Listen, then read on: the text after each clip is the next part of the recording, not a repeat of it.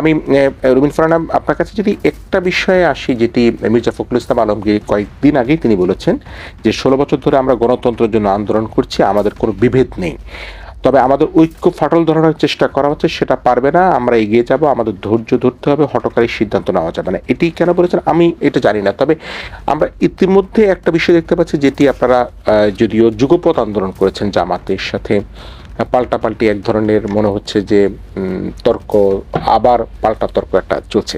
তো এই নিশ্চয়ই মির্জা ফখরুল সাহেব খুব ভালো কথা বলেছেন যে আমাদের মধ্যে যত কিছুই হোক না কেন কোনো ফাটল ধরানো যাবে না। তবে ইনি কেন ফাটল ধরনের প্রসঙ্গটা আনলেন এবং কাদের মধ্যে ফাটল ধরনের কথা বলছেন?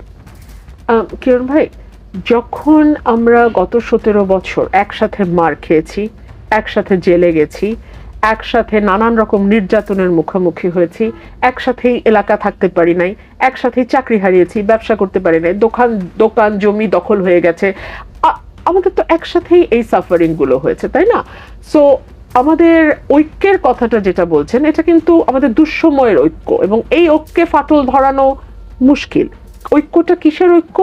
ঐক্যটা হচ্ছে একটা গণতান্ত্রিক বাংলাদেশ গঠনের ঐক্য, একটা মত প্রকাশের স্বাধীনতা আছে এমন বাংলাদেশ করতে হবে, মানবাধিকার সমুন্নত থাকবে এরকম বাংলাদেশ চাই, কেবলমাত্র ভিন্ন মত পথের কারণে কেউ অত্যাচারের শিকার হবে না এমন বাংলাদেশ চাই, দুর্নীতি করে কেউ হঠাৎ 1000 কোটি টাকার মালিক হয়ে যাবে, বছরে $16 বিলিয়ন পাচার হয়ে যাবে, কিংবা 28 লক্ষ কোটি টাকা 10 বছরে হাওয়া হয়ে যাবে, এরকম বাংলাদেশ আমরা কেউ চাই না। এই জায়গাটাতেই কিন্তু আমাদের ঐক্যটা আছে, এবং সেই ঐক্য আগেও ছিল, এখনো আছে। রাজনীতির মাঠে তর্ক বিতর্ক থাকবেই, এবং এটা বরং সুস্থ রাজনীতির প্রতিযোগিতাকেই ইঙ্গিত করে। জামাত আলাদাভাবে নির্বাচন করতে চায়, এবং সেখানে কোনো অন্যায় কিছু নাই, চাওয়াটা থাকতেই পারে। বড় একটি রাজনৈতিক দল, তাদের নেতা কর্মীরা আছে, ভোটার আছে, সমর্থক আছে, তারা তো আলাদাভাবে নির্বাচন করতে চাইতেই পারে। এবং বিএনপি আরো বড় একটি রাজনৈতিক দল, বিএনপির অসংখ্য নেতাকর্মী আছে, অসংখ্য ভোটার আছে, প্রার্থী আছে। সো বিএনপিও তার মতো করে ইলেকশনের মাঠ গুছানোর চেষ্টা করছে। সো যখন আপনিও আপনার মতো ইলেকশনের মাঠ গোছাবেন, আমিও আমার মতো ইলেকশনের মাঠ গোছাবো, এবং আমরা মাঠের মধ্যে সুস্থ প্রতিদ্বন্দ্বিতা করব, প্রতিযোগিতা করব, নির্মূলের রাজনীতি না, সুস্থ প্রতিদ্বন্দ্বিতা এবং প্রতিযোগিতা হবে। সেখানে তো কিছু কথা তর্কাতর্কি, কিছু একটু কথার লড়াই হবেই। এটা আমি সুস্থ রাজনীতির চর্চা বলে মনে করি, এটা সুস্থ প্রতিযোগিতার একটা অংশ হিসেবে।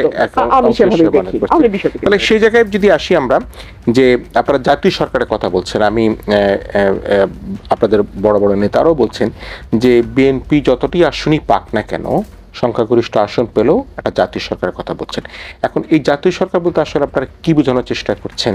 এটি কি নির্বাচনে যাওয়ার, বৈতরণী পার হওয়ার কোনো আপনাদের মনোবাসনা কিনা, নাকি সত্যি সত্যি একটা জাতীয় সরকার হবে, সবাই মিলে একটা ঐক্যমতের ভিত্তিতে যারা যুগপৎ আন্দোলন করেছেন, ছোট দল বড় দল সবাইকে নিয়ে আসলে এই সরকারটা, এই রাষ্ট্রটা পরিচালিত হবে? আমি আপনাকে খুব বিনয়ের সাথে একটা কথা বলি, নির্বাচনে বৈতরণী পার হওয়াটা না বিএনপির জন্য কোনো চ্যালেঞ্জ না। এটা যে এখনকার জন্য সত্য তা না, 14 সাল থেকে কিন্তু এটা বিএনপির জন্য সত্য। মোটামুটি একটা নির্বাচন হতো, মোটামুটি সুষ্ঠু হলে বিএনপি 14 সালেই ক্ষমতায় আসে, এবং দেশনেত্রী বেগম খালেদা জিয়া 14 সালেই প্রধানমন্ত্রী হন। সো নির্বাচনী বৈতরণী পার হওয়ার যে বিষয়টি, এটি বিএনপির ক্ষেত্রে অ্যাপ্লিকেবল না, আজকে না। দেশনেত্রী বেগম খালেদা জিয়া কিন্তু এই জাতীয় সরকারের কথা বহু আগেই বলেছেন, এবং তিনি এনশিওর করেছে যে যেই ছোট ছোট রাজনৈতিক দলগুলো বিএনপির সঙ্গে এই দীর্ঘ লড়াই সংগ্রামে মাঠে ছিল, যেই ছোট ছোট রাজনৈতিক দলগুলোর অনেক নেতা আছেন যাদের প্রাজ্ঞতা, অভিজ্ঞতা, রাজনৈতিক মেধা এবং দক্ষতা ডেফিনেটলি দেশের কাজে লাগানো উচিত, সেই মানুষগুলোকে নিয়েই কিন্তু জাতীয় সরকার করার একটা পরিকল্পনা বিএনপির আছে। সো এখানে আমরা যেটা বলতে চাই যে 17 বছরে প্রত্যেকের যার যার জায়গা থেকে লড়াই করার, সংগ্রাম করার এবং অবদান রাখবার, এবং এই মানে অভ্যুত্থানকে বেগবান করবার জন্য প্রত্যেকের যার যার জায়গা থেকে অবদান আছে। সো এই অবদানের স্বীকৃতি স্বরূপ সকলকে নিয়েই আমরা একটি বা বিএনপি একটি জাতীয় সরকার করার কথা বলছে। এবং নিশ্চয়ই সবাই, সব দল আশাবাদী হতে পারে যে জাতীয় সরকারে তারা একটা পার্টিসিপেশন হবে, একটা অংশগ্রহণ হবে। এবং আপনি যেটা বলছিলেন যে 14 সাল থেকে যদি নির্বাচনের একটা সুষ্ঠু নির্বাচন হতো, সেই নির্বাচন হলে এটা তো আমরা নিজেরাই যারা গণমাধ্যমে কাজ করি বা যারা সাধারণ মানুষ দেখে, তারা তো নিজেরাই বুঝতে পারছিল যে আসলে আওয়ামী লীগের কয়টি সিট পেত। যদি আমার মনে হয় সবচেয়ে ভালো বুঝেছিল শেখ হাসিনা, সবচেয়ে ভালো, কারণ তার কাছে ডিজিএফআই, এনএসআই, গোয়েন্দা সবার রিপোর্ট আছে।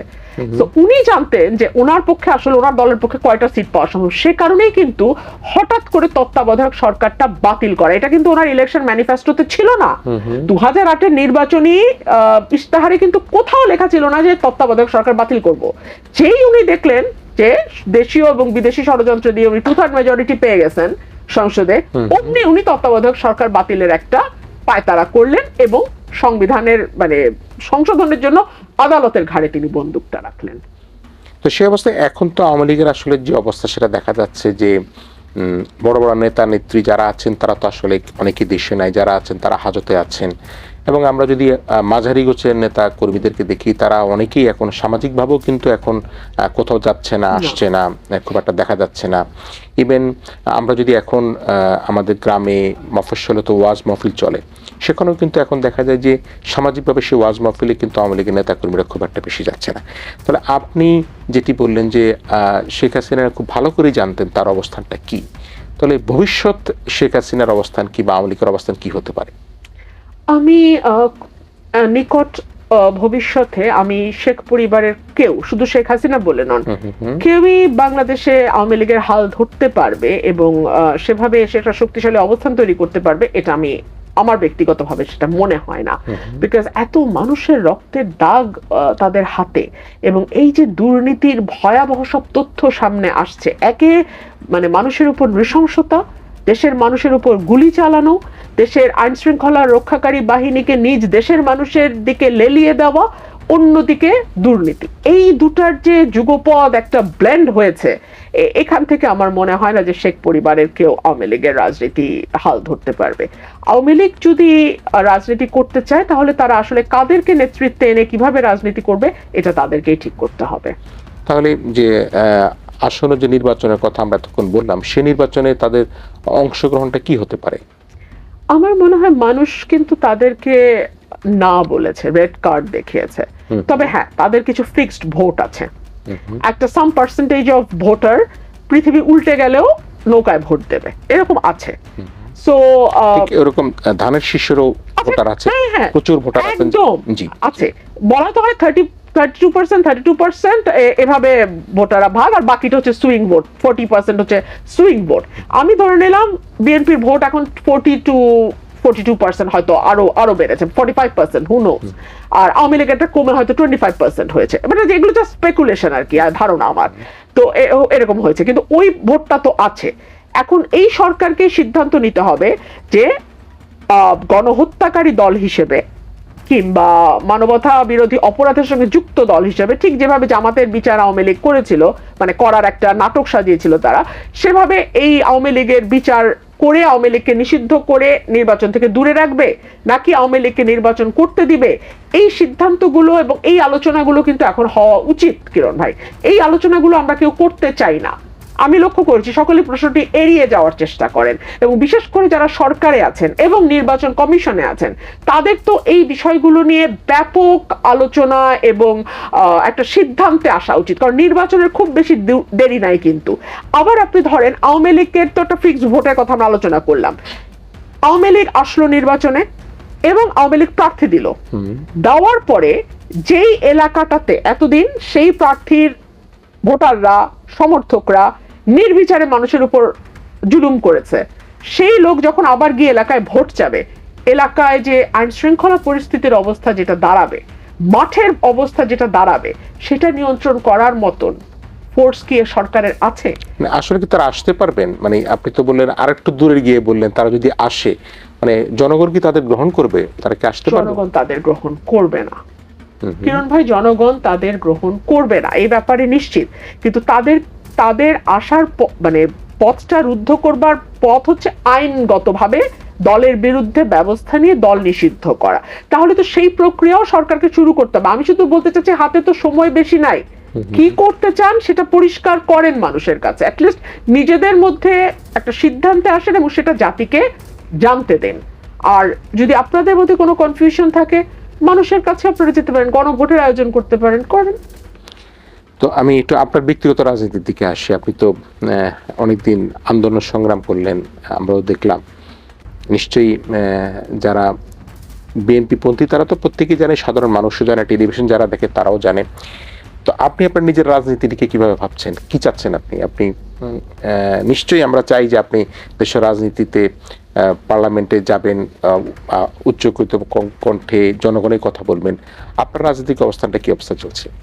আমি মাসে অন্তত 15 থেকে 20 দিন এলাকায় থাকি আচ্ছা। এবং আমি খুব থরলি এনজয় করি।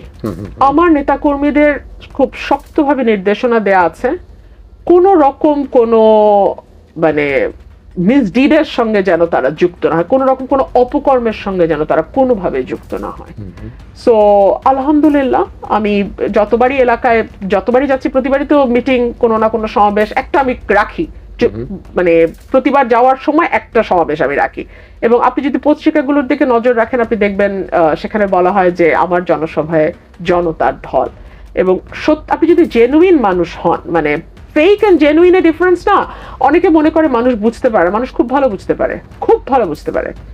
হ্যাঁ, সো মানুষের যে ভালোবাসা এবং যে স্বতঃস্ফূর্ততা আমি দেখি, তাতে আমি খুবই আশাবাদী আগামী রাজনীতি নিয়ে। তো সে